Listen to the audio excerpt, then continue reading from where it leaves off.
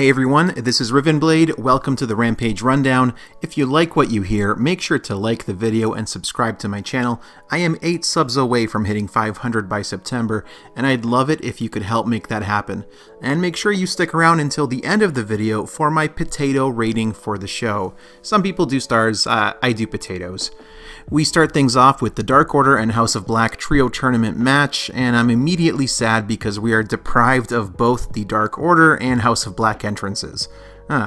Luckily, the match itself is pretty entertaining. The main focus is on Ten's knee buckling a bit in the early going and later getting worked over by Malachi Black, which will probably lead to him being replaced by Hangman later on in the tournament. Anyway, this match had some cool moments with Silver and Buddy Matthews squaring off at one point, which was one of those moments that made me think they could put on like a low-key dream match. Alex Reynolds also gave a good account of himself, dodging a bunch of Malachi's offense in an impressive sequence, but things are cut somewhat short when Miro's music hits, Buddy and Brody run up the ramp, Buddy gets launched into the stratosphere by Miro, and a distracted Malachi Black gets rolled up by Alex Reynolds. Now, before we get to the post-match, I want to say I did not like this finish, as it felt very WWE-like in its execution with a wrestler being distracted by entrance music, and nothing against Alex Reynolds, but in terms of star power, I don't think he should just be rolling up Malachi Black. To be fair, I always figured Dark Order was winning this match. I think that actually is the right call, and I am okay with the final result and think it's the right result given the story they're telling and where they're likely going with Kenny and Hangman in the final. I just didn't enjoy the execution of the finish, despite enjoying what we did get in the body of the match itself. Anyway, Miro gets taken out by the House of Black, only to be saved by Sting and Darby. I imagine that's the trios match for All Out.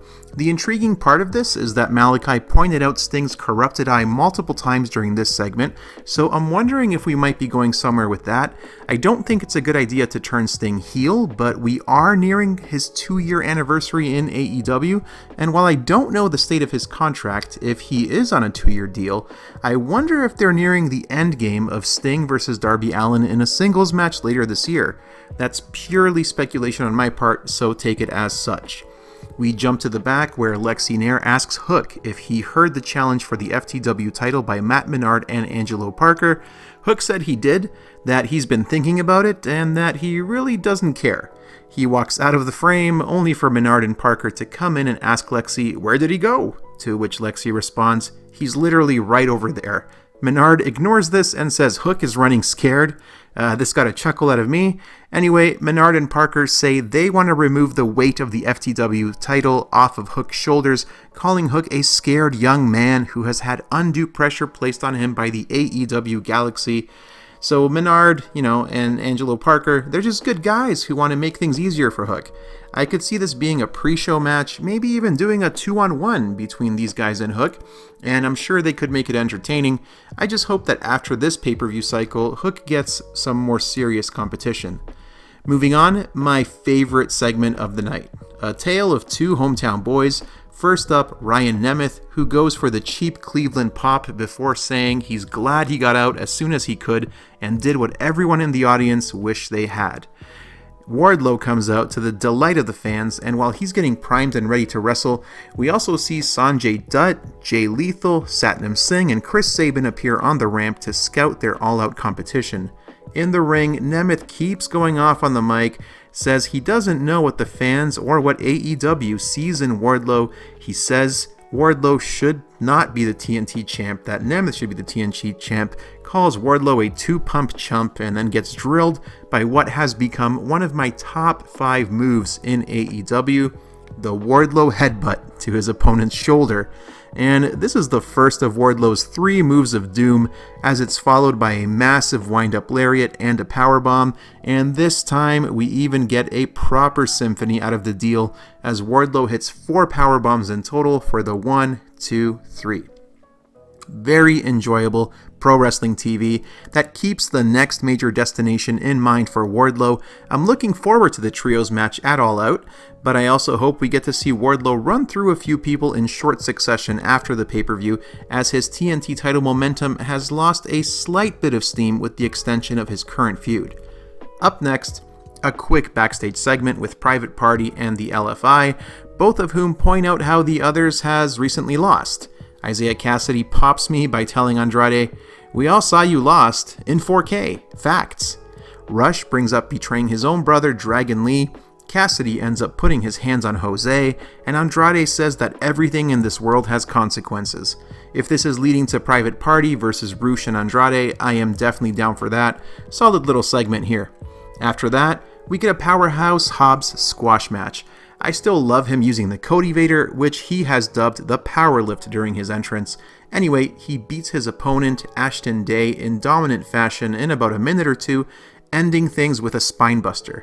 We get a post-match jump to the back where the Factory are beating up a weakened and bloody Ricky Starks, with QT reminding Powerhouse that his word is his bond as he lands a punch with his watch on his fist.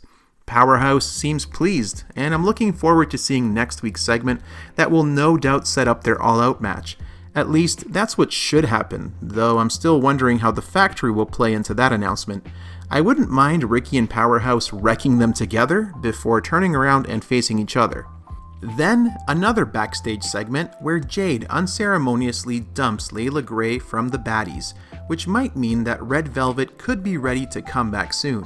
Jade also tells Lexi that she doesn't need her before looking straight at the camera and inviting Athena to come and get these hands at All Out. Athena jumps into the frame before the women are separated by security, who were conveniently also right in the area. Pro wrestling! I loved the in-ring moments we got between Jade and Athena in their tag match several weeks ago, and I think their singles match at All Out could surprise a ton of people. I also think it's probably time for Jade to drop the TBS title. If she doesn't drop it here, then it should happen at Grand Slam at the latest. Plans for the title changed when Chris Statlander got injured, but I don't think you can keep the title on Jade for another 8 months or so just to save that moment for Statlander. It's time. Athena rules, let her run with the ball, and just line up opponents for her to put on bangers with. Moving on, we get what has become a regular occurrence on AEW TV of late, a mixed tag match, Sammy and Ty versus Ruby and Ortiz. Gotta say, I really enjoy the unhinged energy that Ruby and Ortiz exhibit as a team, and it makes sense given the shared trauma they've experienced at the hands of the JAS. This was a solid match, though it didn't flow as well as the one Sammy and Ty had against Dante and Sky Blue. Still, Ruby's strikes had a good amount of snap to them, we got to see her hit a Poison Rana on Sammy, and just the fact that there's still a novelty factor to mixed tag matches in AEW helped me to enjoy this one a fair bit. Anyway, it ends with Anna Jay coming down to neutralize Ruby on the outside. This distracts Ortiz, who takes a cutter from Sammy and immediately gets busted open from it for the finish. Ouch. I don't think I've ever seen something like that before, so points for novelty factor despite the unfortunate end result there. I hope Ruby and Ortiz get their revenge at some point, and I like that this is giving Ortiz something fresh to do as well. I also hope mixed tags are something we see a lot more of in AEW. Could you imagine Wardlow and Chris Statlander at some point? Or Sting and Abaddon? Could be fun. Then, we get a quick backstage exclusive of CM Punk's foot injury. He says he didn't feel anything when the injury happened, but that his foot just gave out. He says he didn't feel anything the first time it happened either.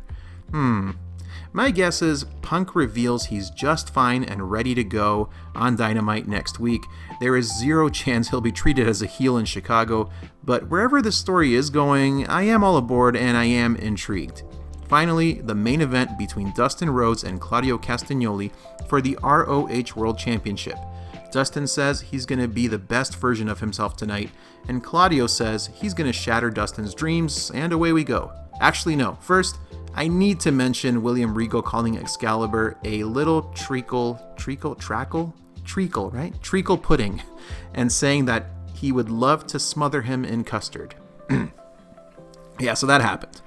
Okay, one thing straight off the bat in this match, I get worried anytime I see Dustin run the ropes these days, not because he's not good at it, but because he's so darn tall and thick, not to mention quick, that when he's bouncing back and forth off the ropes, there's an element of not knowing if he can stop himself that's kind of exciting.